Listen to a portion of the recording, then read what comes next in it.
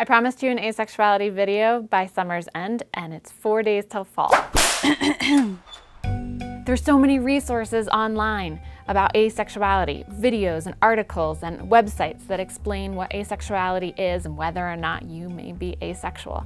I don't want to get into that. You've already got it. What I want to share with you are my top 5 experiences with asexuality. Number 1, completely unsubstantiated by research, is my experience of sexual sonar. My first experience with asexuality was in my doctoral program. After lunch, I walked into the class and realized that there was someone in the room I hadn't recognized before. That is, after he introduced himself as a member of the asexuality community. It wasn't until this time that I realized how much sexual energy I was sharing with people.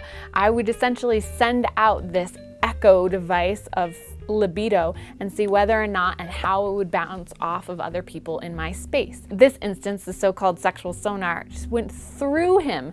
I didn't even recognize that he was in the room because no energy was exchanged at all. This person is David J. He's the founder of the Asexuality Visibility and Education Network, asexuality.org.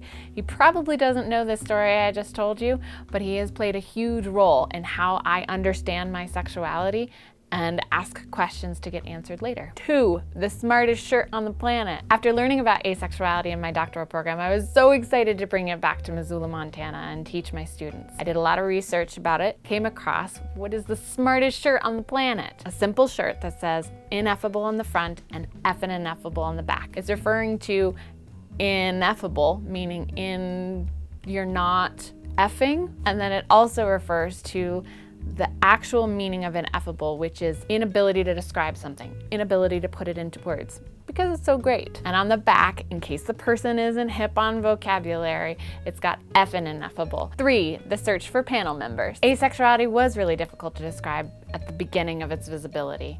The community was just starting to come out from underground because they were afraid. They were closeted because people didn't really understand and they kept trying to change them, saying things like, oh, maybe you just haven't had sex with the right person, or the sex wasn't good, or you need to try it with me. I get this, I've seen it. I've asked people to come and speak on a panel for sexual orientation, people that represent the asexuality community, and 10 years ago they were not having it. It was very unsafe for them.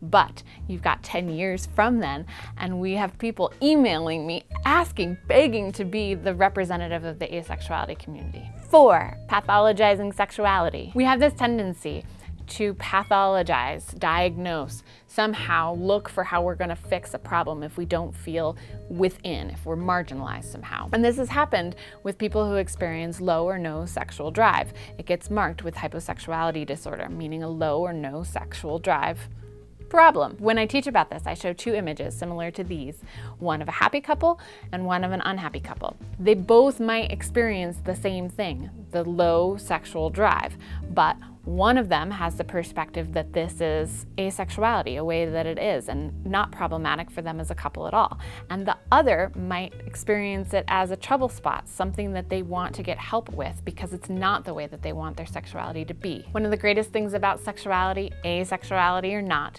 is that you get to navigate whether or not you want this to change and how you're going to find the resources to do that, or you're going to love on you just the way you are. 5, clergy panel. My last favorite experience around asexuality comes from religious leaders. I invite them in to have a discussion as a clergy panel about sexuality. One time, a student asked them, hey, what are your views on asexuality?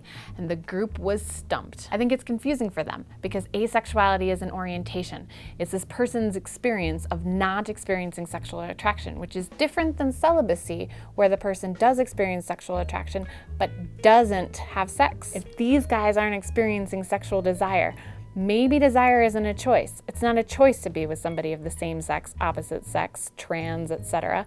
It's the way the person is naturally. So to the asexuality community out there, high five for the sonar, high five for coming out of the closet, high five for stumping the clergy, and thank you so much for how much you've taught us about human sexuality.